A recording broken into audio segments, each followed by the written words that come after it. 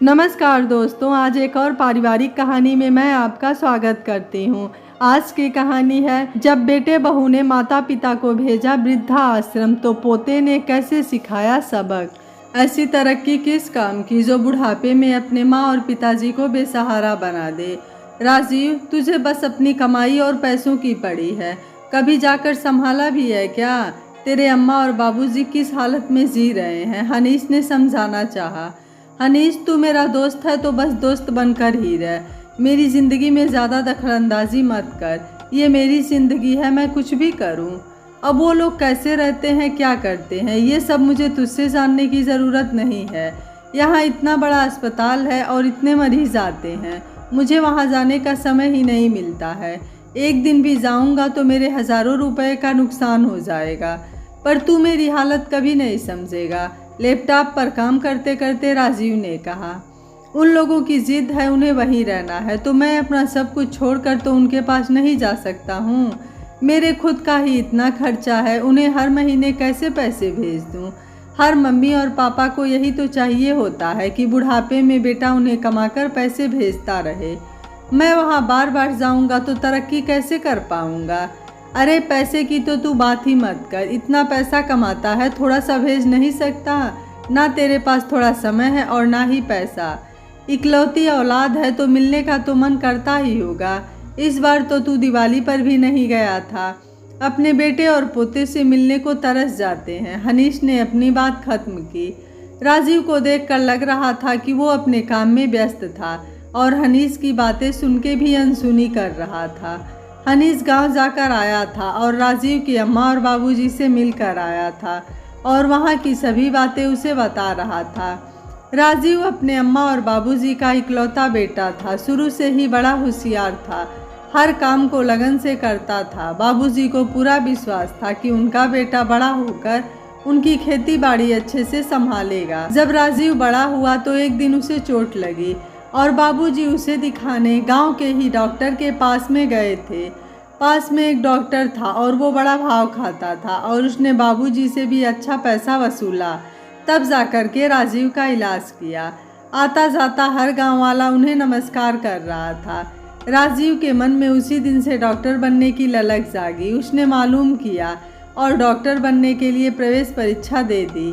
अच्छे से तैयारी की थी तो उसका चयन हो गया। अम्मा और बाबूजी नहीं चाहते थे कि वो डॉक्टर बने और उन्हें छोड़कर कहीं दूर जाए, पर राजीव अपनी जिद पर अड़ा था कि उसे डॉक्टर ही बनना है। आखिर में उसने बाबूजी को यह कहकर मना लिया कि वो एक अच्छा डॉक्टर बनेगा और कम दामों में गांव वालों का इलाज भी करेगा। बाबूजी ने फिर हाँ कर दी। प्रवेश परीक्षा का परिणाम आया और राजीव का चयन हो गया। वो पढ़ने के लिए शहर चला गया। अब ये खेती बाड़ी कौन संभालेगा? अपने राजीव को शहर पढ़ने क्यों भेज दिया? अम्मा ने चिंता जाहिर की। तू चिंता मत कर, जब राजीव डॉक्टर बनेगा तो वो गांव वालों की सेवा करेगा और अभी तो मेरे हाथों में दम है, मैं सब संभाल रहा हूँ, आगे भी संभाल लूँगा।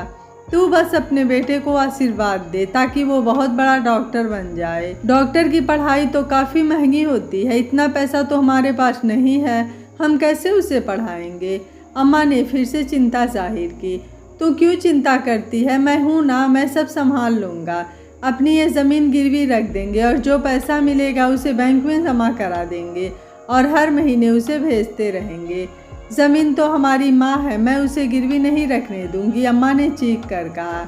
अरे जब राजीव डॉक्टर बनेगा तो इतना कमाएगा कि ये ज़मीन भी छुड़ा लेगा और ऐसी कई ज़मीनें खरीद लेगा, बाबूजी ने विश्वास दिलाया।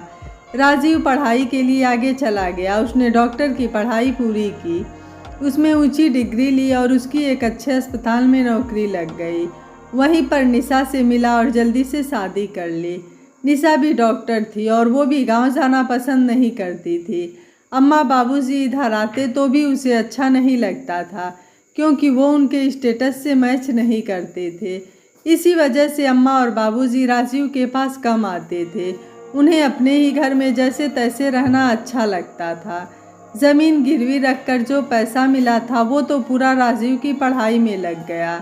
अब बाबूजी को अपनी ज़मीन छुड़ानी थी, उसका ब्याज भरना मुश्किल हो रहा था। वो कई बार राजीव से कह चुके थे पर वो हर बार कोई ना कोई बहाना बना ही देता था।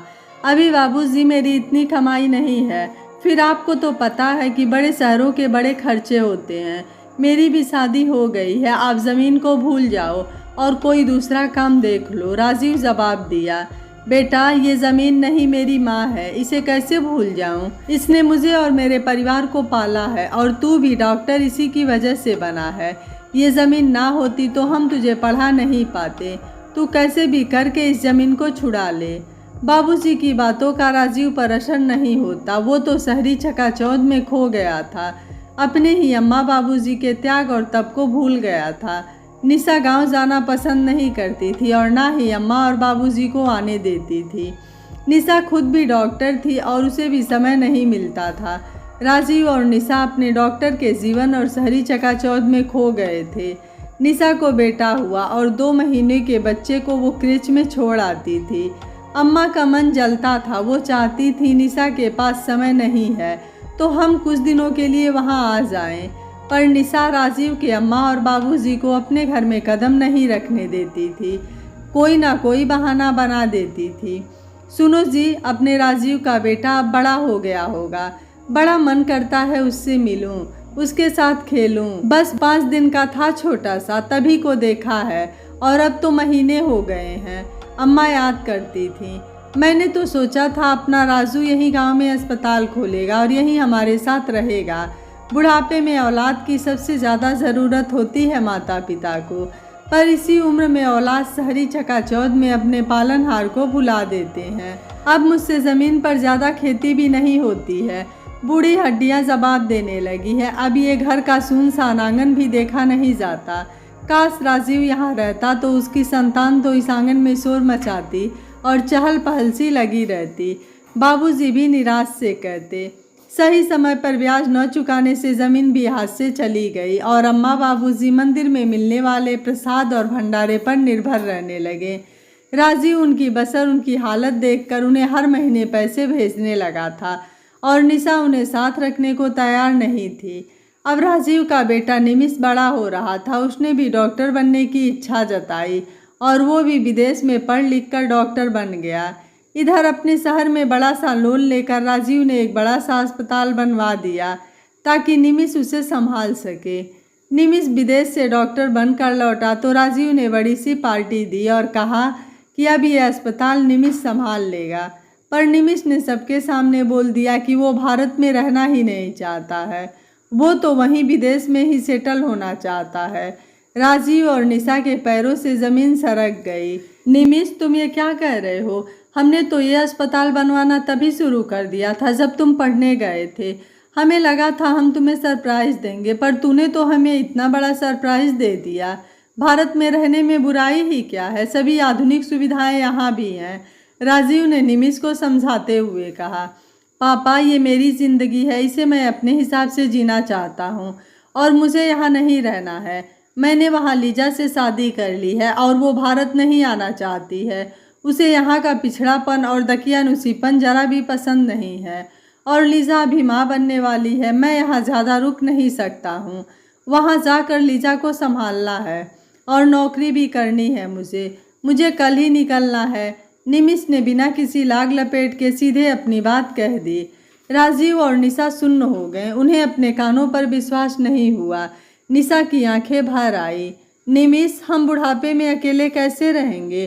तेरे लिए ही हमने इतना लोन लेकर अस्पताल बनवाया है, अब तू ही हमें छोड़कर जा रहा है, राजीव ने कहा। निशा भी बोलने लगी, मेरे बच्चे, मैं तेरे बिना कैसे रहूँगी? जैसे मैं बचपन में क्रेच में रहता था, आप भी रह लेना। ज़्यादा मन नहीं लगे तो वृद्धाश्रम चले जाना, आपका मन लग जाएगा। दादा दादी वृद्धाश्रम रह सकते हैं तो आप क्यों नहीं? निशा स्तब्ध रह गई। उसके सामने अपने सास ससुर की तस्वीर आ गई।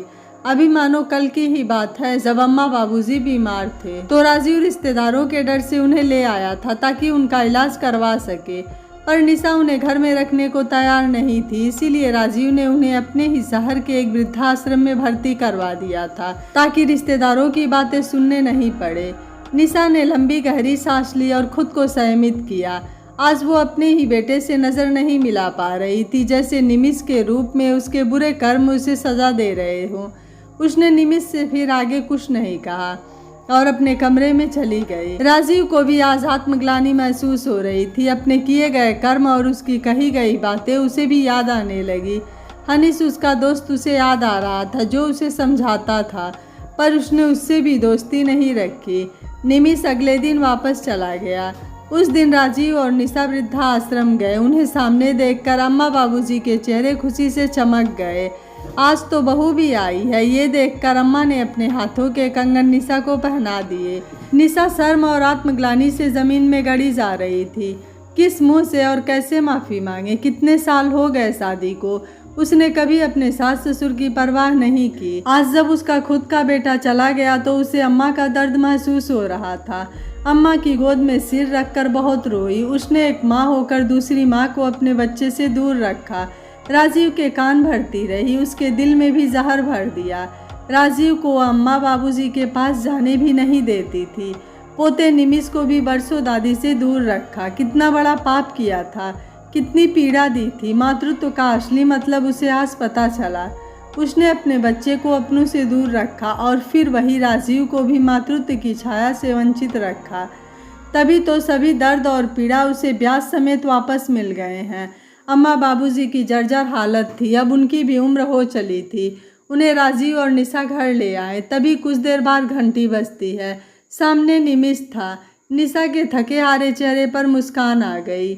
मम्मी पापा, मैं कहीं नहीं जा रहा हूँ। मैं बचपन में आपसे दादा दादी के बारे में पूछता था, पर आप मुझे गांव नहीं ले जाते थे। अभी पिछली छुट्टियों में मैं जब आया था तो पापा वृद्धाश्रम में बात कर रहे थे।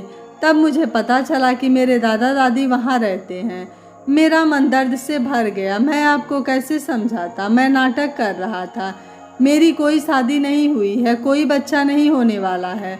मैं यहीं रहकर अस्पताल संभालूंगा और अपने पूरे परिवार के साथ रहूंगा। भारत की ही लड़की से शादी करूंगा। बरसों से मन था कि अपने दादा और दादी के साथ में रहूं। वो आवाज़ पूरी हो रही है। हम सब मिलकर प्यार से रहेंगे। पारिवारिक एकता और अपनापन जिस घर में हो वहाँ सब सुख होते हैं। निमिष की बातें सुनकर सबके चेहरे पर मुस्कान आ गई। आज निशा को भी सबक मिल गया और अम्मा बाबूजी को अपना परिवार, जिसके साथ वो हमेशा रहना चाहते थे। निमिष के चेहरे पर आज एक बहुत बड़ी मुस्कान थी।